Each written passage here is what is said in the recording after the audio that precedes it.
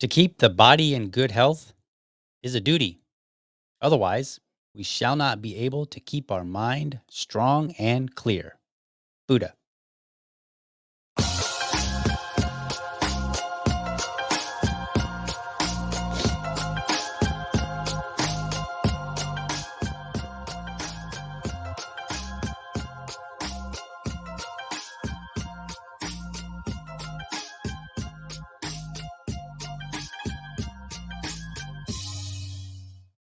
All right. Good morning and welcome to another episode of the Liberty Dad Podcast, a discussion on politics and culture.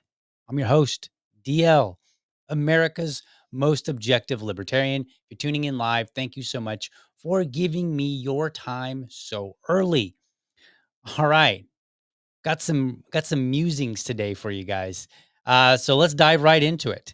Let's see what we've got here. We've got this interesting video here from News Nation talking about SNAP benefits. Now this video is old. It's like 3 months old. So it's like in politics, you know, you've got like dog years, and then you have like human years, and then you've got politics years. That's basically like a year.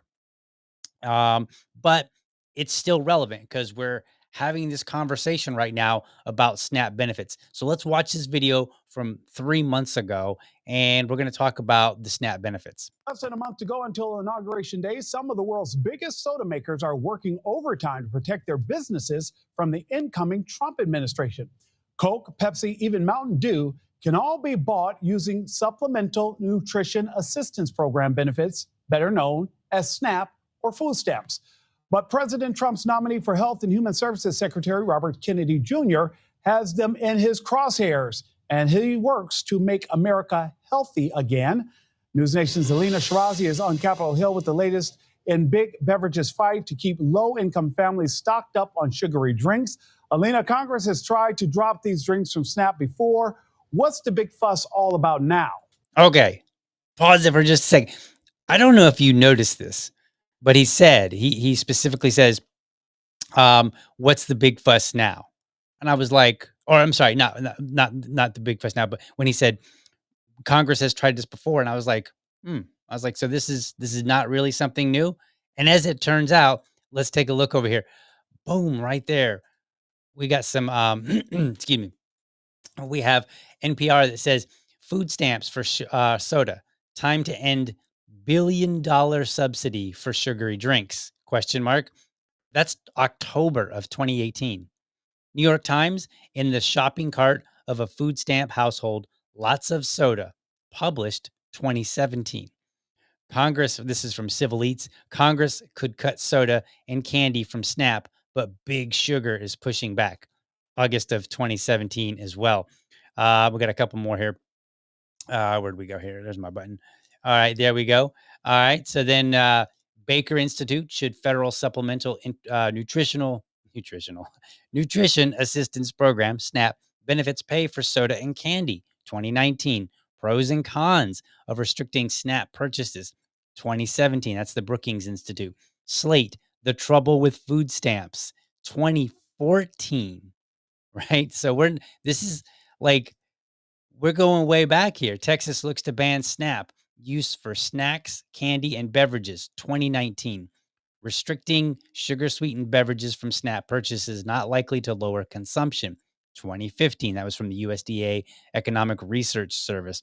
And then from Jacobin, I mean, I don't know if we're really considering them a news source, but they were talking about it. Food stamp fables. The New York Times front page attack on food stamps over the weekend peddled harmful myths and outright lies. That's 2017. So this conversation already is not new. We've been like, think about that for a moment. Lex. If you oppose the idea of SNAP being used for what you would consider to be unhealthy food or luxury food items, this is a conversation that we can go back at least as far as 2014. I didn't really do a whole lot of digging. I bet I could find some articles talking about it prior to that. So I just wanted to I was just curious, and I was like, how old is this conversation? Like, have we now? He specifically mentioned Congress trying to do this, and those aren't necessarily articles linking to Congress trying to do something in the past, but it does point out that yes, this is not a new conversation. We've had this conversation before. There has been pushback before. It's not new. So let's get back to that video, and we'll continue watching here.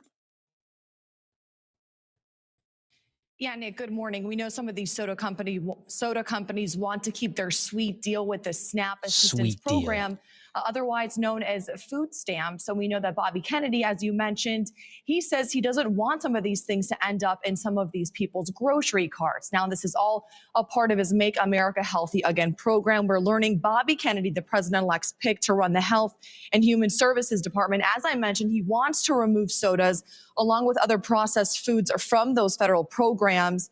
We know lobbyists for the soda companies are taking their case to Capitol Hill, making the argument that they sell zero sugar products and they have calorie labels on all of their drinks. We did reach out to the American Beverage Association. They told us in a statement in part, quote, limiting choices by restricting SNAP purchases won't make Americans healthier or save taxpayer money. And it goes against America's commitment to individual liberty and freedom. Okay, let's pause here. This is where people are really having this big fight. So let's just put this on the table. No, stopping this isn't going to make America healthy, right? Like not subsidizing or not paying for people to have sodas and maybe certain processed foods. That's not going to make them healthy because government can take away some healthy options, but they cannot take them all away. There are plenty of unhealthy options out there that will somehow go under the radar, they'll qualify or what have you, because there's just way too many food options out there for the government to be able to identify all of the quote unquote unhealthy ones and then restrict those and then say, okay, here are the healthy options that you are allowed to purchase, right? More importantly, though, they cannot impose healthy options. This is a two-sided coin. Not only do you need to have people not make bad choices, if you will, and again, these are all subjective to a degree, but you can't force them to make good choices. That's the bigger component. Like I go exercise several times a week. I mean, you could impose that, I guess, if you want to get all 1984. Presumably, you've read the book or at least watched the film. They had like exercise time where they stood in front of their TV and they exercised, and then the TV would monitor and make sure that they were doing their exercise correctly. So, in theory, you could mandate it. But the reality is it's not likely. The other problem that you have is that even if you limit it to certain things, like you're like, okay, you're gonna have some bread and you're allowed to go down the noodle aisle, right? And you can buy some macaroni noodles if you want and make you some homemade macaroni and cheese or whatever. Like you can still overeat many things that would reasonably qualify for SNAP benefits. So you can eat too much bread. You could eat too many noodles. You can overeat fruit. Okay. Now, in here, they talk about this two-tiered system. Well, that's one way to look at it. Like, right, you can see it here. They said this would effectively create a two-tiered system in which the right to personal autonomy around diet is conditioned on income. Okay, so let's be clear. That's one way to look at it. Another way to look at it is that when somebody else is footing the bill, you get that money or those resources on their terms. We also know this as beggars can't be choosers. If I give you money or if I go to the store and I buy you food, there's a good chance that I'm going to say, yeah, not that. Like imagine I go and I find somebody that's struggling. And I say, I'm going to buy you some groceries. And they say, man, that would be wonderful. So then we go into the store and let's say they pick soda and candy and chips, and all this other stuff. I might go, whoa, whoa, whoa, whoa, hold up. You can have some bread, you can have some fruit, you can have some vegetables, you can have some meat, but I'm not paying for that. That's exactly what's going on here. All right, let's continue watching. The Wall Street Journal, though, reporting that Koch is looking to hire more lobbyists from a group that has close ties to President-elect Trump, and that they also plan to donate money to his inauguration, as they have done before with other presidents. We did ask them about that reporting. They told us nothing is inaccurate about it. That's a direct quote. But while they're pushing back, we know some on Capitol Hill think it is a step in the right direction. We are currently poisoning our own society, and it doesn't make any sense for us to allow people on SNAP benefits to purchase these types of items that are just going to make them more unhealthy, which, by the way, then we're going to end up paying for anyway, likely through the Medicaid process. Okay. So he's making a good point, right? He's like, look, if we're going to pay for you to eat and then you go buy a bunch of junk and then you consume that junk, then we might have to pay for it later in dealing with the medical care because you ate yourself into obesity. You ate yourself into diabetes, right? Like, or you ate yourself into some other disease. Many of the diseases that we have that America suffers from, and many other first world countries, many of those issues um, are what are they? There's a term for them. They're called diseases of affluence, right? And that's just like you have so much that you can afford to eat yourself into disease, right? And that's where we are. So he's basically saying, like, look, we have a vested interest in making sure that we don't have to pay even more for you later. This is how it works, right? When people are paying for you, they're going to look at it and say, what is the return that I'm getting? In this particular case, it's more than just saying, okay, we're going to make sure that your belly's full. Now people are like, well, I want your belly to be full, but I don't want it to be full of soda. Now, an interesting question. I don't normally do questions in the middle of the show, but I'm going to bring this up because I think it's valuable. Joe points out, he says, do we really want to have government deciding what is healthy anyway? And that's a very fair point.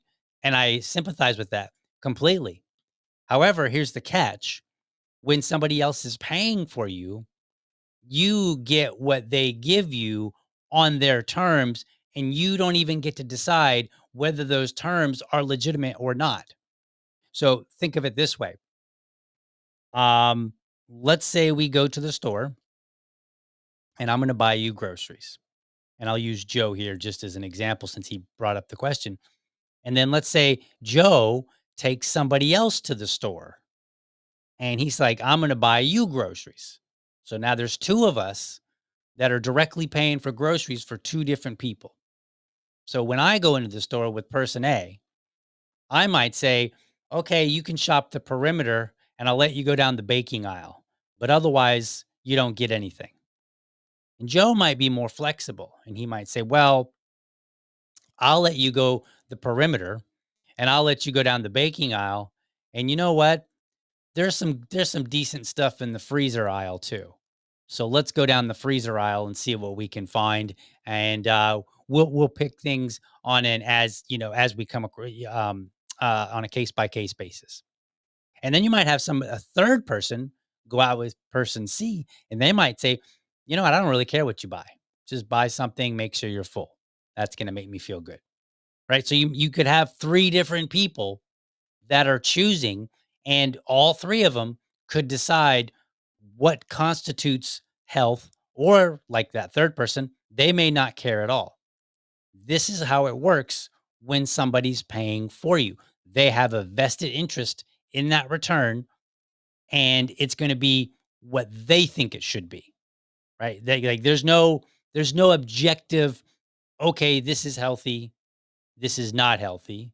I mean, I would argue that there are some objective standards that we could apply, but if we're being honest here, there isn't really a firm agreed upon objective that everybody accepts, right?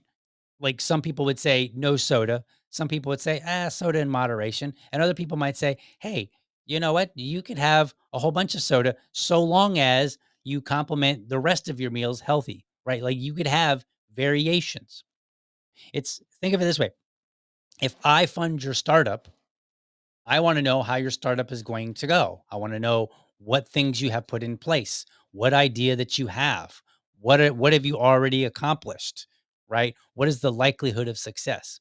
A bank, if they give you a loan, they're going to want to look at your financial history, and they're going to want to say like, okay, are you somebody that we believe is going to pay back this loan? If it's a soup kitchen that gives out meals, they might say, okay, well, we're only giving out meals between say 11:30 and 1:30. And you show up here and you can go through the line once. There are no seconds, and we're not making modifications. You get what we give you. End of story, right? A church that runs a food bank, they might have their criteria, right? And again, there's no expectation that they're doing this and it's going to necessarily benefit you other than what they're willing to give you, right? That's your benefit. That's the only expectation you have. If I go here and I meet this criteria, I will get this thing. That is as far as your expectation goes. And that's how we do it everywhere in society. So there's no reason to think of the government doing it any differently. So what is the libertarian take? Well, there isn't really one particular take, but my perspective is that, again, the first problem is, well, I don't want to say again because I haven't said it yet, but the first problem is that the government is taking money from one person to provide another one with resources, right? Food. So, in my opinion, there shouldn't be any SNAP in the first place. It should not exist, not with the government.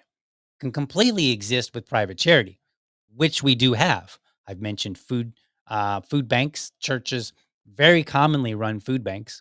Um, they commonly are engaged in various like soup kitchen type activities. They'll give out like hot food. They'll set up and say, "Hey, come in."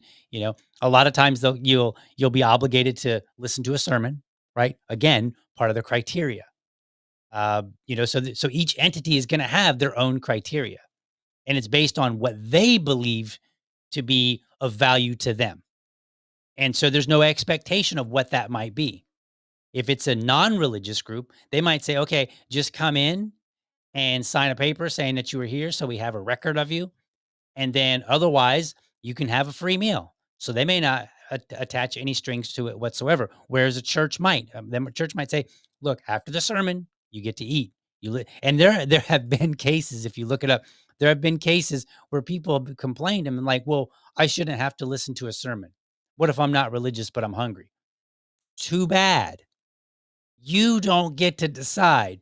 Beggars can't be choosers. Um, so any entity will be selective about who gets something and under what terms. If it's free groceries, perhaps there's a threshold for household income, right? Like the food bank might say, provide us your household income so that we know that we're giving food to somebody that actually needs it. If it's a free meal, like again, you might have to listen to a sermon, churches, or you might only be able to go through the line once and at a designated time. Soup kitchen.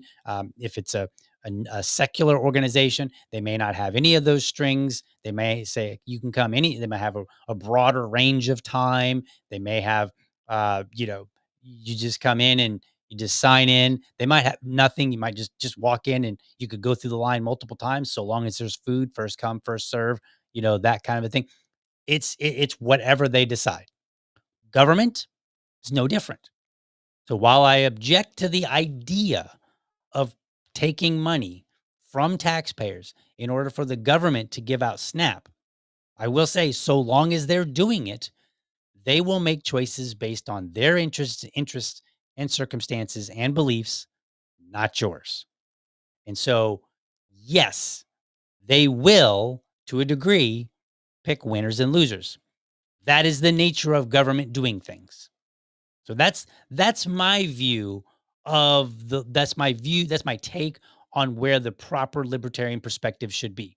Number 1, shouldn't be doing it in the first place. However, if they are, we can expect that they're going to do it just like any other entity on the free market based on whoever's in control. So right now, RFK Jr., he is in control of HHS, and so he might say, "Look, this is where it's going to be."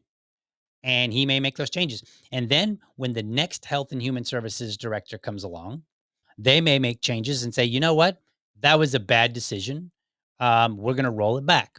Or they might say, that was a good decision. It didn't go far enough. We're going to go further. Right? Like that's how it works. So the expectation is whatever you see in the free market, you should see in government. Government shouldn't be doing it. All right. Let's move on because I don't want to say that led to, but kind of, you heard about in that video where they said that basically Big Soda was looking to kind of retain their money, which is what they should do, right? If you're a big company and you've got some source of revenue coming in, whether it's just regular consumers or whether you've got SNAP consumers, right? Regular consumers, meaning they're doing it from the money that they've earned by performing a service for someone or something and then made money and then are now using that money to purchase soda and snacks and all that good stuff. Or you can have SNAP where somebody is not necessarily earning that money through services that they're providing, but they're getting something, right? So we had this thing blow up about influencers because big soda, big cracker, whatever, big snack. I kind of hate the idea that we're just appending big to like everything when we want to make it this like big entity, but whatever. So you've got big snacking and they want to get that money. They want to retain the money from your citizens who are earning it and spending it, and they want to retain the money that is going to people who are not earning it but are also spending it. So I have no issue with them trying. But let's talk about the influencers. So this came up. Let's put this up on the screen here. There we go. All right. So this is a fellow named Nick Sorter, I think is how you say his name. Exposed, influenceable. The company cutting big checks to influencers on behalf of Big Soda. Over the past 48 hours, several large, supposedly MAGA aligned quote unquote influencers posted almost identical talking points fed to them, convincing you Maha was out of line for not wanting soda purchases with food stamps. SNAP. Some even slimily invoked President Trump as an emotional manipulation tactic, referring to his Diet Coke button. I didn't even realize this. The president apparently, supposedly, I haven't looked this up, but it supposedly has a Diet Coke button on his desk where he's like, I guess he presses the button and he gets a Diet Coke. I like, okay. I mean, you're the president. I guess if you want a button for Diet Coke, of all things I'm going to object to, that's not going to be it. Anyway, going on, not a single one of them disclosed they were paid for these posts, which led readers to believe a general soda ban was in the works. All right. So we move on. So this is what he's talking about. Let's see here. Let's go to the next image here. So here's some of the images. I'm not going to read them in full. Clown World. They were like, hey, the government wants to block soda purchases. Remember when New York tried this? Trump has a Diet Coke button in the Oval Office. Okay. Then the next one, Eric Doherty, who is from I can't remember now. But basically, he had a similar message. Snap, banning soda. New York tried it. Trump has the Diet Coke button. Like same verbiage, basically written a little differently. Not Jerome, but these are all big accounts, by the way. Not Jerome Powell, same thing. Hey, Snap, President Trump, Diet Coke. Government needs to stop overregulating what Americans can or cannot do. Ian Miles Cheong, who is not even an American citizen, I believe. If he is a citizen, he is an expat and he resides in another country. I don't remember which country it is. A new war on soda has begun. Okay, so first of all, Ian, you have your facts wrong. There is not a new war on soda. This is a continuing war that we can trace back to at least 2014. For the mathematicians out there, that's 10 years plus one. You thought I was going to make a mistake, didn't you? All right. He said targeting purchases made through SNAP. I don't believe it is the government's role to decide what people should or shouldn't eat. You are correct. That is not their job. However, if they're giving you money for something, now they have a vested interest in deciding what you pay it or what you use that money for. That's how it's always been. That's how it, as I showed you earlier, that is how it's been for any other entity in the free market. Like that's how it works. Uh, the last time the US government dove deep into dietary guidance, the whole world ended up with questionable food pyramid, blah, blah, blah is going on. Restricting soda through SNAP is a unnecessary move by government to control consumption, overstepping its authority and infringing on individual liberty. And he makes no mention whatsoever of the fact that maybe SNAP shouldn't even be a thing, because if we're going to talk about individual liberty and authority and infringing on our rights, perhaps we talk about taxes. Taxation is theft. It has been theft. It is currently theft. It will always be theft. Yet nobody makes any mention. These conservative influencers make no mention of the fact that, hey, maybe if we want to talk about rights and privilege, and not privileges, but rights and liberty, then maybe we should talk about how they're acquiring the money in the first place. That's a good place to start. But they're not having that conversation. They want to jump to the end and say, oh, you can't tell people that they can't have soda with money that you're giving them. BS there, Ian. Anyway, continuing on with Nick's post, because he had multiple posts here. These influencers were given a couple templates to use by Influenceable, with one of those templates specifically telling them to mention Trump's Diet Coke habit. This was done to invoke an emotional response from the loyal Trump supporters, making them feel as if banning soda from SNAP would be anti-Trump. This is an incredibly dirty tactic meant to manipulate loyal followers. And then we go on. He says influencers were texted by Influenceable telling them to, quote, help push back against government overreach, end quote, and told they'd be paid between several hundred and even $1,000 for each post, attempting to turn MAGA folks against RFK Jr. and Maha. And then he's got a screenshot of the text, help push back against government overreach and defend personal choice. Efforts to restrict soda purchases through food aid programs are a clear example of bureaucratic overreach that unfairly targets consumer freedom. Okay, so let's be clear here. You still have consumer freedom because people that are on SNAP, it's not like they don't have any money. They just don't have a lot. So they have other money that they could use. So they still have consumer freedom if they're paying for it out of money that they have earned from somewhere, whether it's the job that they have that's not paying the bills sufficiently, right? Or if it's from a side hustle that they go out and they cut lawns on the weekend or whatever, right? They still have consumer choice. They still go buy it with their own cash. They just shouldn't buy it with SNAP. So the narrative here is absolutely incorrect. Continuing on with Nick's comments, the way Influenceable operates is simple. They develop comfy relationships with lobbying firms, and he names a couple, who are funded handsomely by massive corporations such as Coca-Cola and Pepsi Company. They also develop relationships with influencers, such as the ones listed above, and pay them to push these lobbying groups' talking points. They're a middleman that makes a hell of a lot of essentially selling out our country. Now, I'm not big on this whole selling out our country. Okay, we're going to talk about that in just a second. Let's get through this last comment here of his. Every influencer contacted by Influenceable met the same criteria, supposedly MAGA aligned. This was all meant to be to manipulate their followers, which trust them for news and opinions into siding with Big Soda.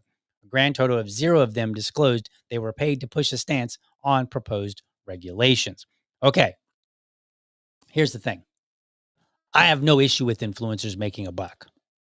Okay, one day, I hope that I'll be making money from my podcast.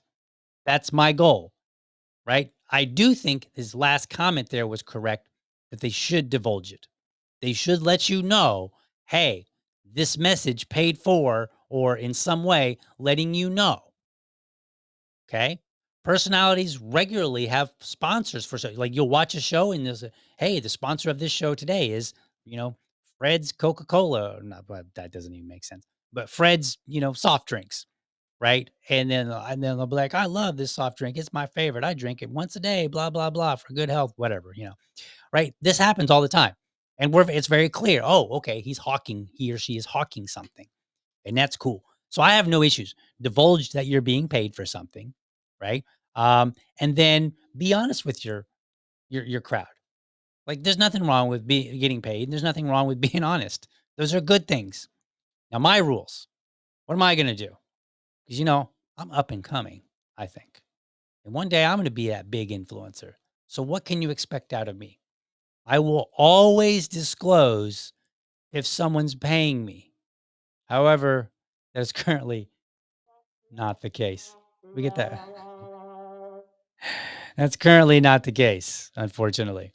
Any products or services that I promote on my show will be things that I have personally used or currently used and enjoy, right? Like I'm not going to be like, hey, you should buy this brand of cell phone, and then not actually have used it myself or being used it, or can at least tell you a little bit about why I like it, personally like it. Not the script that somebody gave me and say, point out these things. If I can't tell you that I personally like something and why I personally like it, I will not promote it on my show. Right? Like that's just going to be the way it is. And I will if for some reason I get to the point where somebody can be like, "Hey DL, it'd be great if you push this message. If that message aligns first and foremost with things that I have already said and things that I already believe, then it's on the table. I will also let you know, hey, this message, unlike many others, is being paid for. And it's not hard. This message is being paid for, but I want you to know I actually believe it, right? That's not hard, influencers. You can do this. You can just simply say it like that. I'm being paid for it, but I believe it. Here's why I believe it. Here's how it aligns with past comments that I've made, right? And then I think you are being an honest, ethical person. And that's cool. No problems, right? And what is the answer for the influencers who aren't telling us and are maybe being a little on the shady side just for a quick buck? The answer is to stop following them, plain and simple, and follow people that are going to be honest with you. And they're going to, and you should have like the expectation from my show will be that I'm going to be honest with you and I will be straightforward and I will just tell you. And at any time, if you feel like I'm not being that way, move on or call me out. Like, hey, DL, you said you were going to be honest. I don't feel like you're being honest here. You can call me out or you can move on. That's how the market should work. That is how we keep everybody in line and everybody can get paid and make good content, so on and so forth. That's my vision. So that's what you can expect from me, right? I'm not going to be mad at these influencers other than not divulging it, not being forthright. That's it. But otherwise, I'm like, whatever. Like, If you really believe that SNAP should include soda, then yes, tell people about it. Make that argument in the arena of arguments, right? And then arena of ideas. And then people like me who say, no, I don't think so. I don't think that you have that expectation to be able to buy soda. I will make my arguments. And then people can watch your arguments. They can watch and listen to my arguments. And then they can sort out who has made the better case. That is, at least at a minimum, a good view of the libertarian perspective of how the market should work. Now, you shouldn't be getting paid from government, but that's a different story. But anyway, okay. So we're gonna go to a quick break here, and then we're gonna come back, and then we're going to talk about RFK Jr. again, Health and Human Services, and Columbia. But first, let's get some comments in here. So let me see here. Okay. All right. Let me take a look at some of these comments here. All right. So let's see here. So I got a comment here on Facebook. Now, if you're watching on Facebook or if you're watching on X, I will not be able to pull up the comments on the screen, so I apologize for that. But Chris over on Facebook says, notice, oh, wait a minute, hold on. There, I got to have my music. Chris over on Facebook, he says, notice they make up jobs for something that didn't need an alphabet agency. That happens all the time. That's why we need Doge. We need Doge because they're just making up jobs. They're like, yeah. We need to Health and Human Services. We need to check out Columbia. We need to worry about SNAP. We need to do this. They just make up jobs. They make up roles for them to do. Commonplace. That's why we need Doge to start cutting jobs. To be like, yo, don't need it. All right, let's see what else. Nothing over on X. Let's see here. Let me look through here the comments. Okay, it looks like some conversation going on between each other. Let's see here. So Joe points out, he says, if government wants to limit items, the contributions can allocate for what items, not government taking from all, then deciding specific items. I mean, we may be in disagreement there. I think I understand what you're saying. Like, again, should the government really limit items? No. On the other hand, should they be taking money in the first place? Also, no. And I'm just saying, like, look, if they're going to take money, you have no expectation that you get to use that money for whatever you want. That's it, right? Like, you are a beggar at this point. You are not a chooser. You can be a chooser when you go and you earn your own money. When I go to the store because I have earned my own money, I choose what I like to buy. And if I want to buy some Doritos and some soda, which I don't, but if I did, then so be it, I will, because it is my money. But when it's not your money, well, you get what you get. Basically my attitude. Let's see. It looks like Joe's on the position of, either get rid of it, which he's in favor of. I am as well, or let them choose. We'll have to just disagree on that last point. And that's fine. It's okay.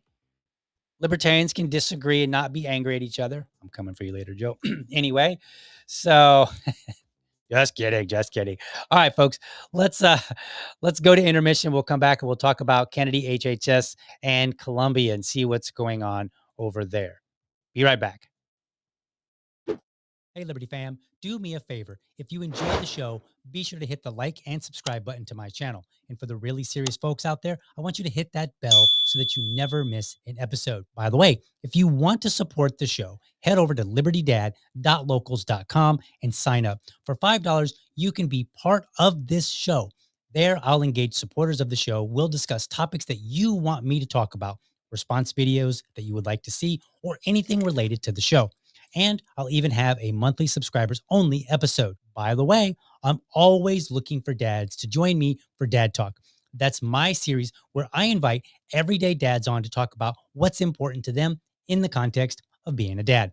No argument, no debate, and dads choose the topic. It's my way of raising dad voices. If you're a dad or you know a dad who has something to say, let's get connected. Episodes air live on Friday mornings or Friday evenings, whichever works best for dads. All right, let's get back to the show. All right, we're back. So you heard it, folks. Go over to libertydad.locals.com, sign up there, become a member, or else I might have to take big soda money. Just saying. Just saying. You know, a brother's got to do what a brother's got to do. You know what I'm saying? All right, Kennedy, HHS, and Columbia. Wait a minute. What does the Health and Human Services have to do with Columbia? Now, there was a past episode. I don't remember what I should have looked it up, but there was a past episode where I was criticizing the Health and Human Services for involving itself in Columbia. And I would tell you which episode, but I just don't remember at the moment. But here's what came across my radar. So this is from RFK himself, Secretary Kennedy, and he posted this. He says, instead of inspiring universal condemnation, the October 7th Holocaust triggered a global wave of anti-Semitism. Ivy League campuses became a greenhouse for poison. President Trump has ordered his cabinet to use every constitutional tool to uproot this divisive weed. I'm glad Columbia has agreed to this first step and will begin to restore itself as a garden of tolerance, reason, compassion, and respect. Wait a minute. Tolerance, reason, compassion. Has he seen college campuses in like the last 20 years? Wait, what do you mean tolerance, reason? They're bastions of liberal ideology, which I'm not complaining about. If you're a private entity and people are paying for that, then fine, then you get what you pay for. But I will say this, there's quite a lot here. Number one, October 7th Holocaust. Do you remember back during COVID, there were accounts when we were talking about lockdowns that were like posting gold stars and making references to the Holocaust. And man, did they get blasted, right? It was like, oh, you can't make references to Holocaust because you devalue the Holocaust. That was the argument. How come nobody's devaluing? Because, like, look, October 7th, 1,200 people were attacked and killed. That's a tragedy of great proportion.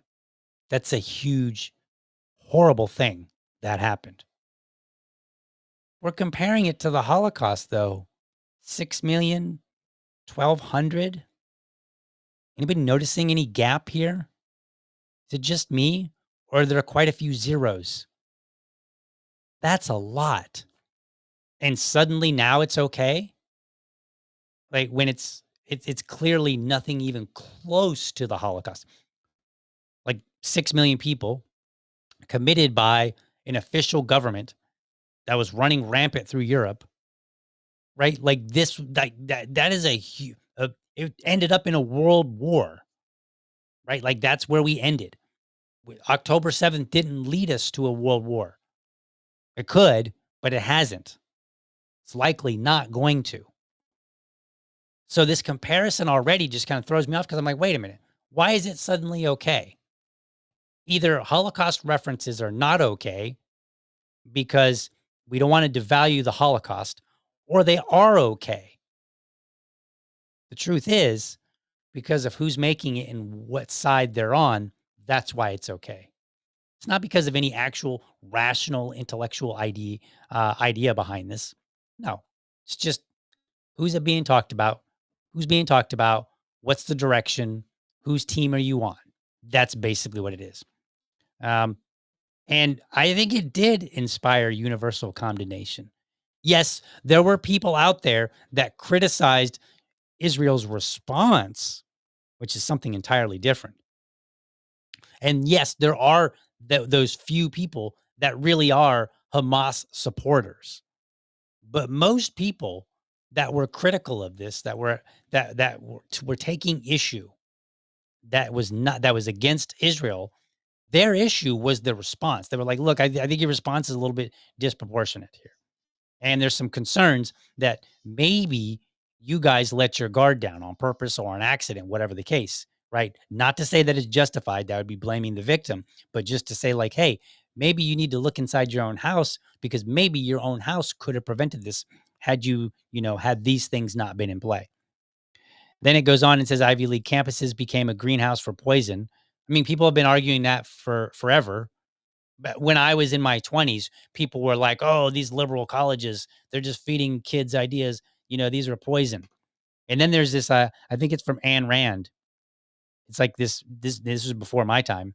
She's being interviewed, and they ask her, they're like, "Where's the problem in America?" And she's like, "The universities.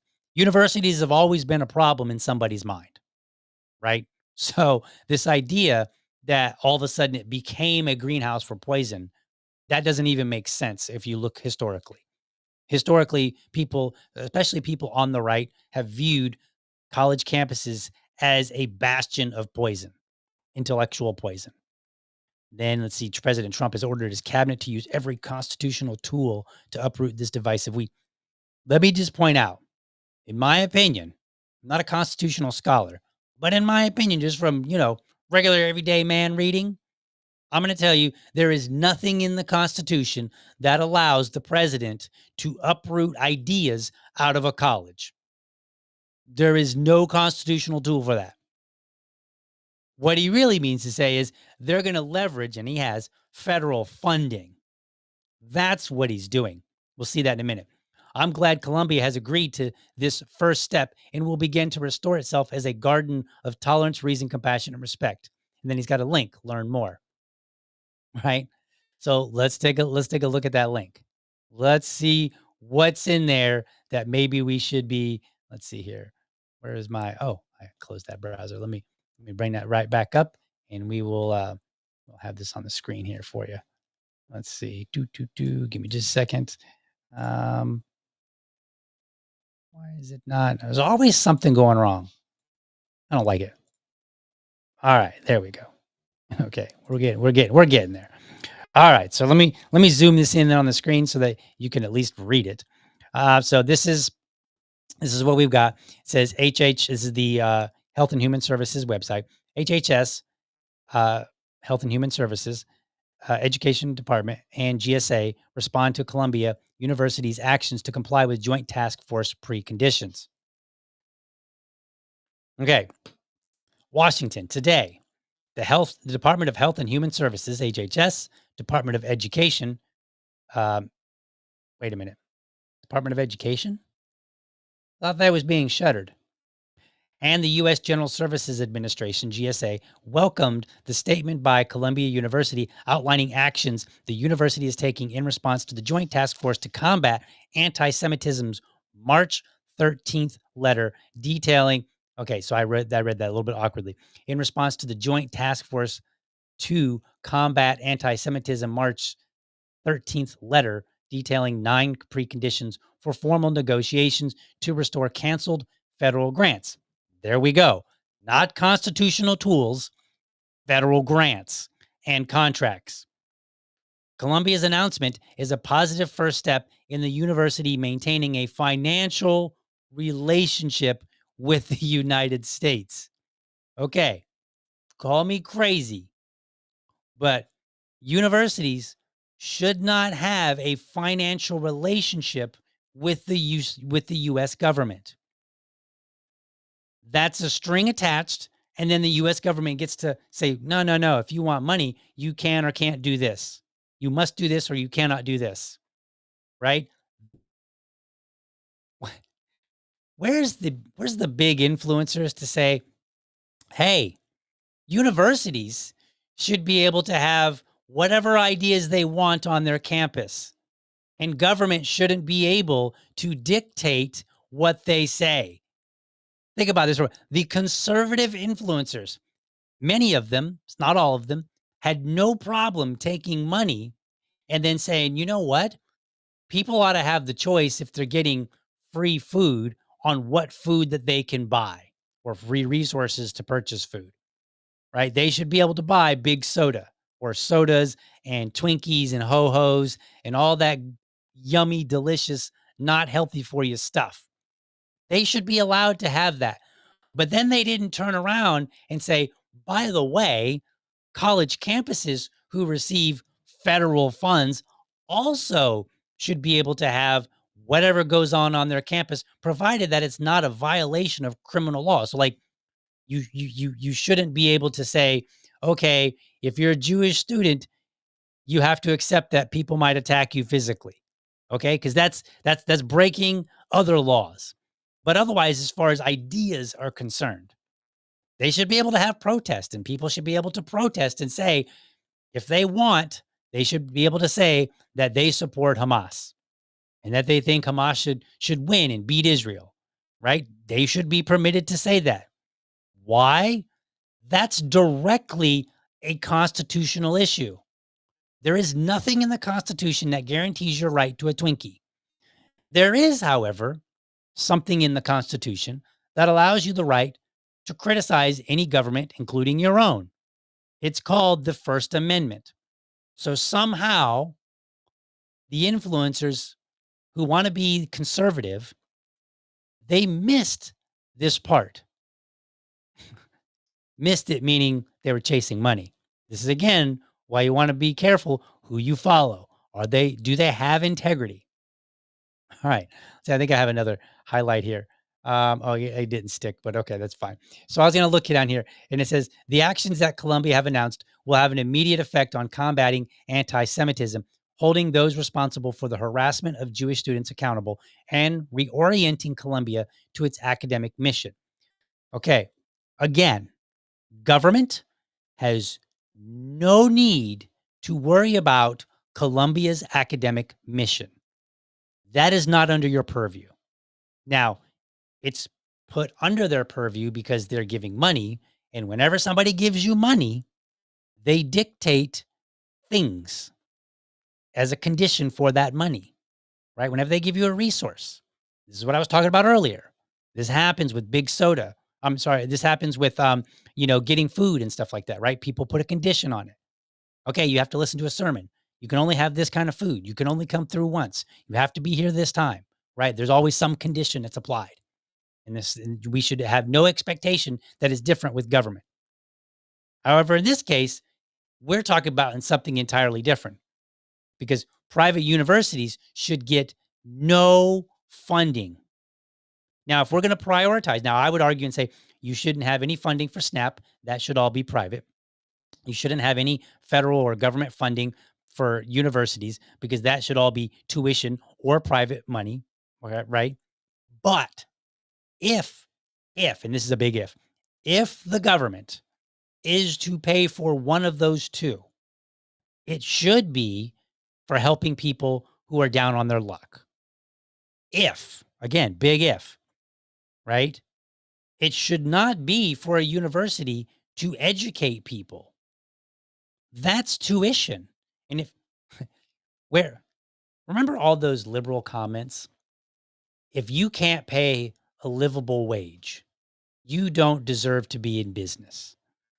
Why are they not saying similar things about universities? If you can't afford to stay open and educate students, you don't deserve to be in business. You don't deserve government money. It's like both the right and the left are being hypocrites when it comes to education. I mean, we've got the Department of Education involved that's supposed to be shuttering, right? What's really going to happen? It's actually just going to be, they're going to shuffle, they're going to reorg.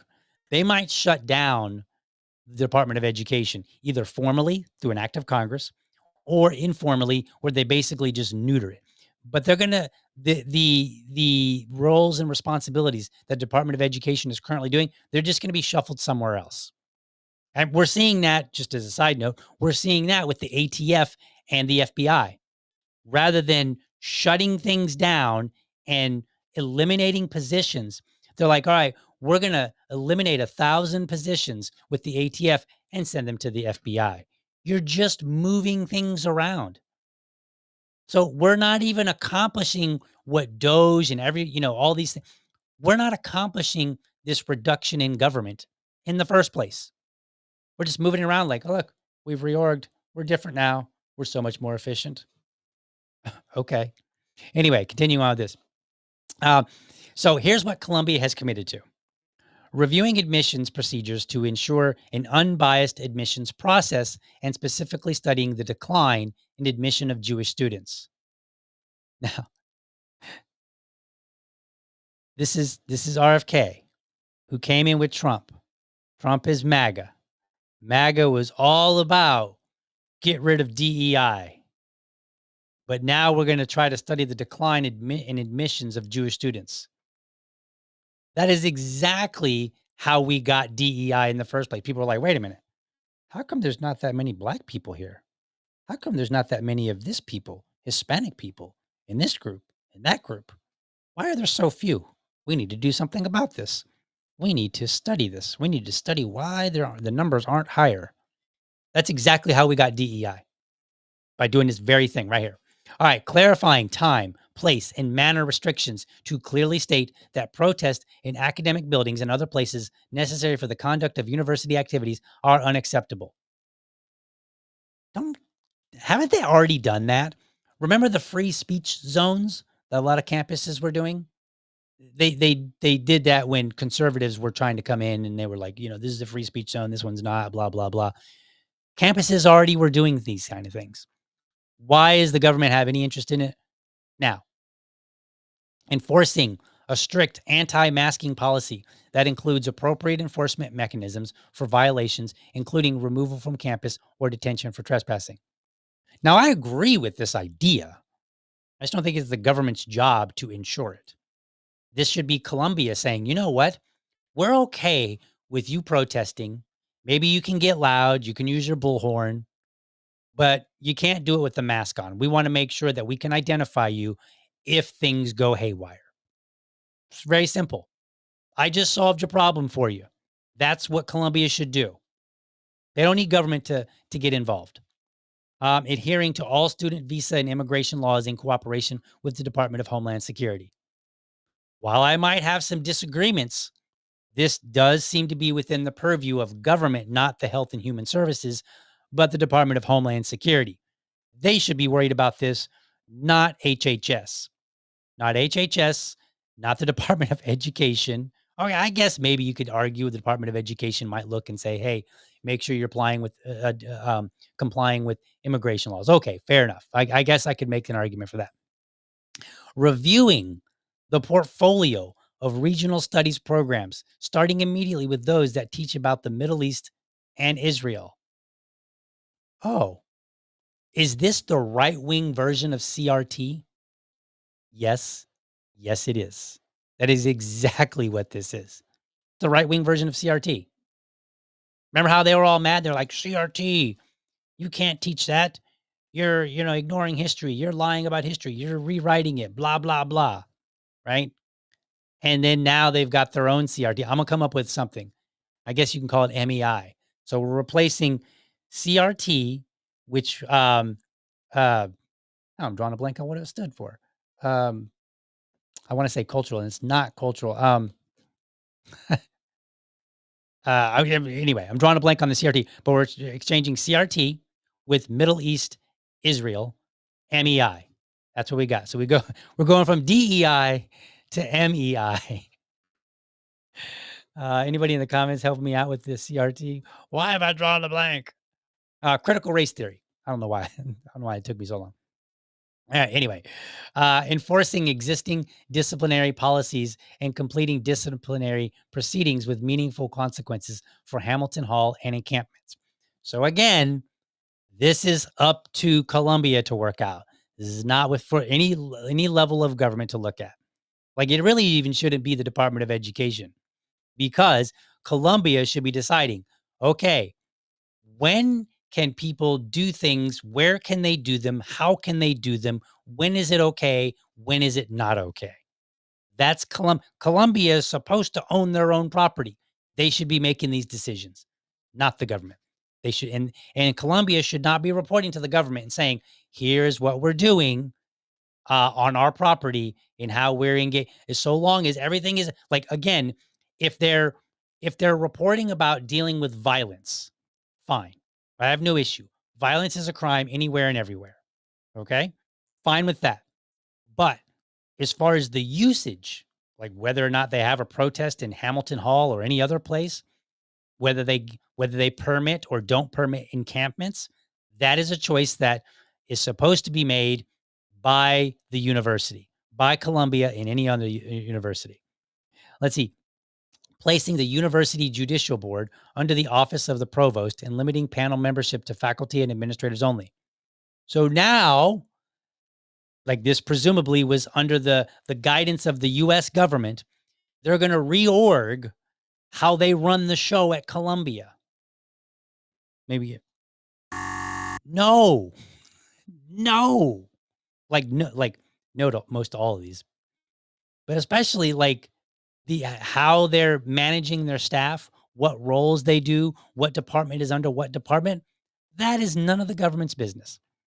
Expanding the number of Columbia security personnel and granting them the ability to arrest and remove agitators who foster an unsafe or hostile work or study environment or otherwise interfere with classroom instruction or the functioning of the university.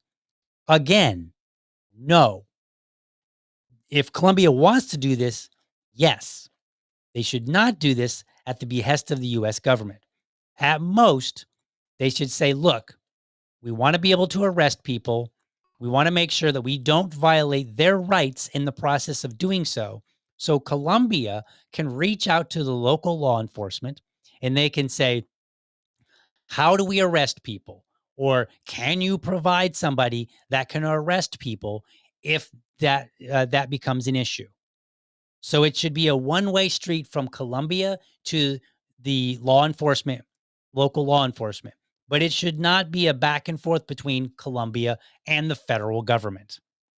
And the last one, advance Columbia's Tel Aviv Center. Programming for the Columbia Tel Aviv Global Hub will launch in Q2 2025. Like, this is insane.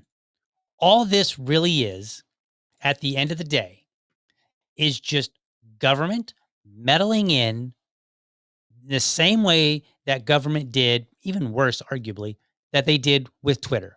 Remember how upset conservatives were about like the FBI and other agencies coming along to Twitter back before Elon bought it? And they were like, all right, you probably should suppress this story, or this story's coming out. Be a shame, a shame if it was suppressed in some way. In Twitter, we got the Twitter files that came out, and we learned that yes, the U.S. government was involved. People were rightfully angry. Then later, a few years later, Mark Zuckerberg came out and he was like, "Yeah, we got reached out to and we got told that certain things had to go." Right? He came out and he acknowledged it, and everybody was angry, and they were like, "Freedom of speech, blah blah blah."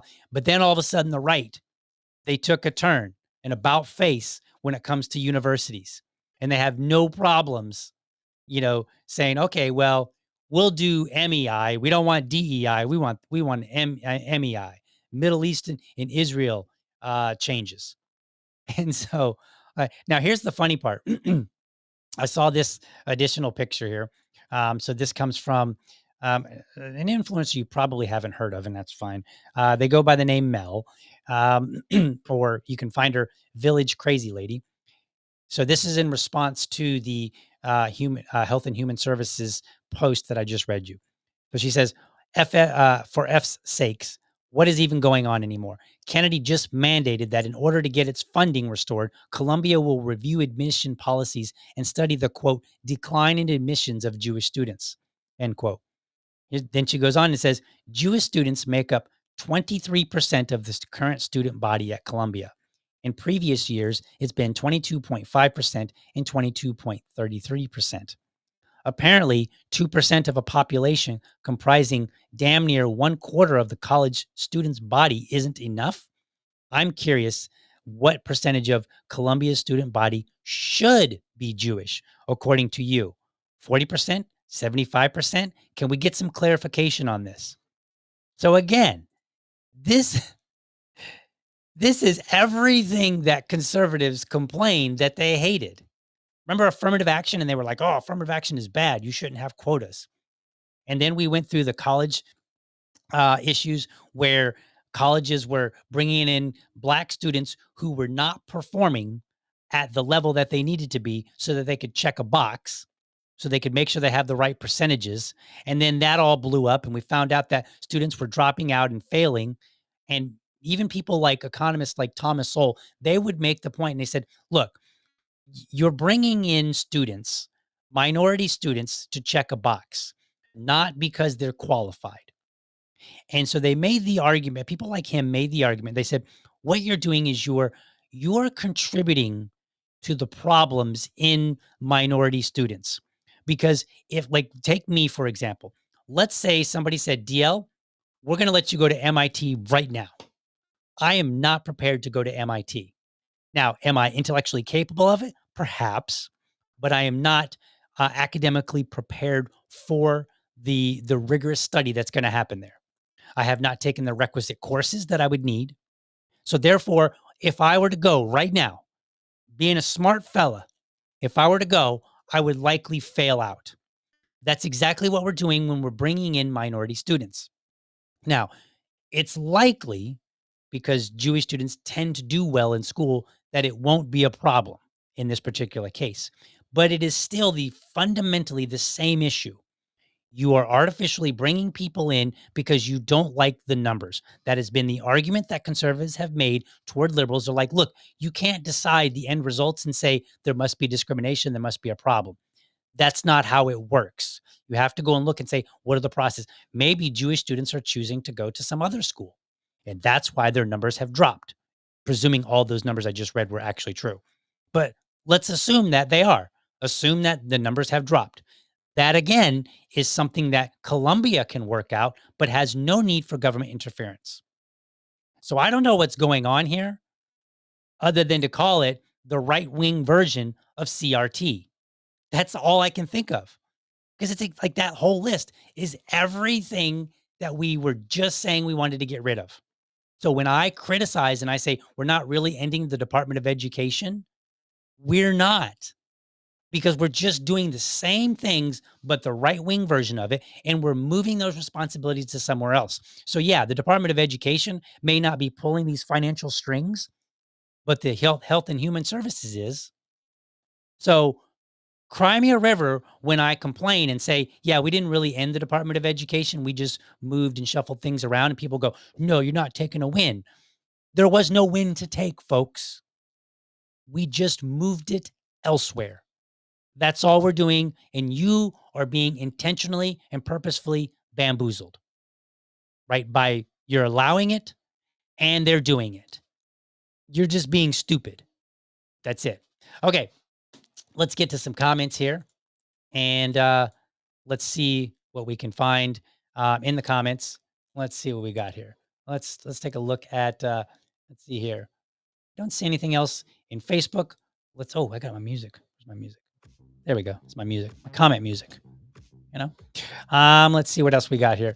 Nothing going on over the chat over in X is kind of quiet today. That's fine. No big deal there. Let's see here. Joe points out, I'm not in favor of government doing more government things. Agreed.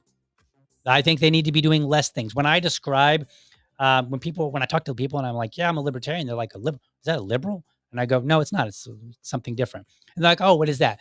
And I give them a quick one-liner just to make it simple. I go, imagine that the government is the size of a beach ball.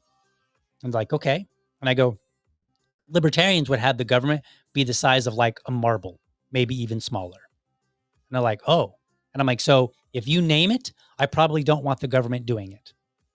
That's how I describe libertarianism to people. So yeah, I agree.